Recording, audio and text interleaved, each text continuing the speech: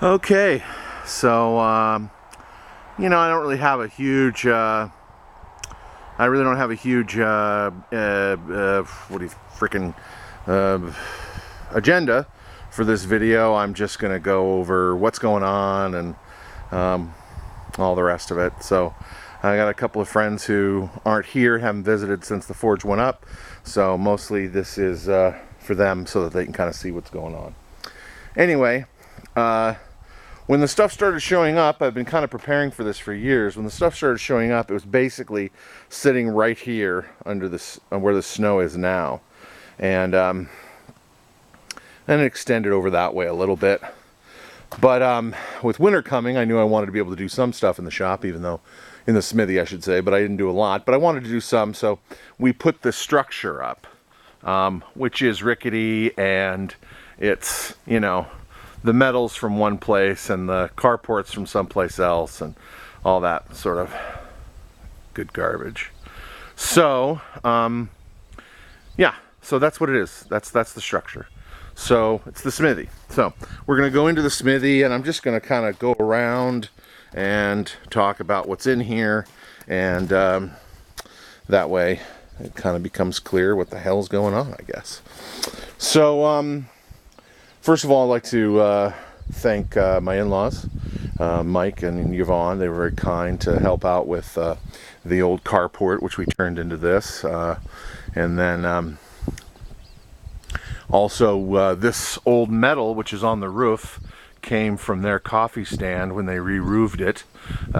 We got the remnant and the scrap, and I used it to make this thing. So that's good.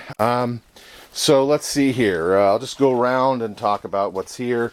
Underneath the blue there is some scrap and an old wheelbarrow. And we have some charcoal that's hanging out. Someday when I can actually do something with it, I got an old wagon wheel, and I hope it's rot. We hope. And so I got some 55-gallon drums that I don't know what I'll use them for, but I'll find a purpose, I'm sure.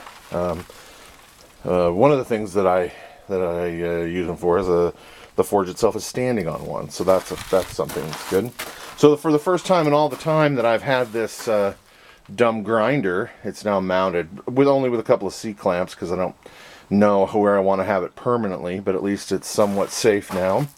I got a barrel of used motor oil, which I'm going to use for heat treating for a while until I afford some better stuff. But that's pretty good so far.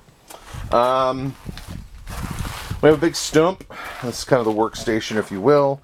I got the post vise there holding another post vise. Some hammers. I really don't have much in the way of good materials. This is a Wilton Unbreakable hammer, which I have just... I'm just using it. It's a 4-pounder. It's kind of kicking my butt, but it moves metal fast, so I like that. So one side's original, with the original kind of peak, chamfer, ogive, whatever you want to call it. The other side I've kind of flattened out a little bit, so it's a little bit more of a flattened type thing. I got this anvil from an elder at my church, Steve Harrington. He loaned this to me, which is very kind of him. The stump comes from a good friend of mine here locally, Tony. He got me the stump, and that's where everything's mounted to. The old vacuum, we've had that for a while. I've got the squirrel cage, came out of our pellet stove. The hose, which it feeds into and then goes back around. I haven't shortened it yet and back up here. The hose is from a car wash vacuum, and I haven't cut it yet because I don't want to waste it. I don't know what I'm going to need. I got some chunks of steel from friends locally, and some from way back. I'm going to use that for heat treating. One of those is going to be for heat treating. Knives for tempering. So soft back tempering, spring back tempering. So I've got the forge itself.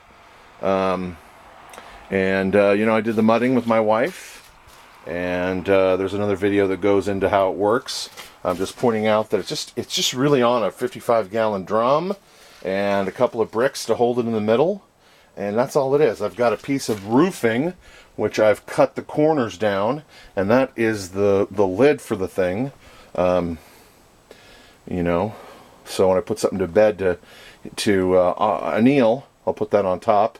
Or when I just want to keep snow out, though we won't have more problem with that. Though blowing rain might be an issue, so I'll be using it off and on. And, you know, I've got some materials. My friend Tony is going to have a pattern cutter, so we're going to cut them saws down and I'm going to make some knives out of them, and then I've got some saw blade there, and I've got some rasps, and so I've got some material to work with. Yeah, this is just kind of what it is. I don't know if there's anything else to cover. If you've got any questions, go ahead and put them in the comments, and I'll try to answer them for you with a video. And if you've got any suggestions, I'd love to hear those too. Again, this is Korsen Forge. I didn't say it at the beginning because this is kind of less scripted than I normally do it. But you know, hey, maybe subscribe, maybe comment, maybe like. Maybe all of that. I certainly won't judge you. I'm not judgy. Thanks. Catch you another time. Bye-bye.